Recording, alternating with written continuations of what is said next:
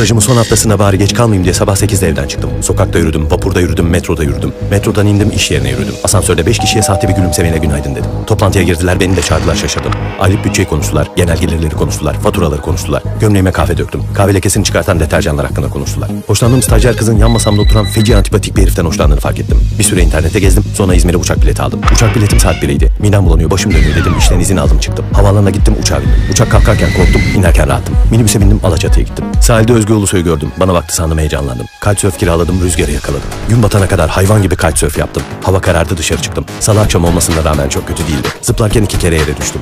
İsveç'te bayağı güzel bir kıza kendimi ressam diye tanıttım. Konuştum, öpüştüm. Arkadaşlarımla buluşmam lazım dedi, çekti gitti.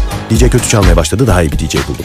Tanıştığım İzmirli bir grupla gün doğumunu izlemeye gittim. Gün doğumunda adını bile şu an hatırlayamadığım bir kıza aşık oldum. Sabah 6.30'da uçağa bindim, 7.30'da İstanbul'a geldim. 8'de sadece kahve lekeli gömleğimi değiştirmek için eve girdim. Sıradan normal bir günü daha bitirmiştim.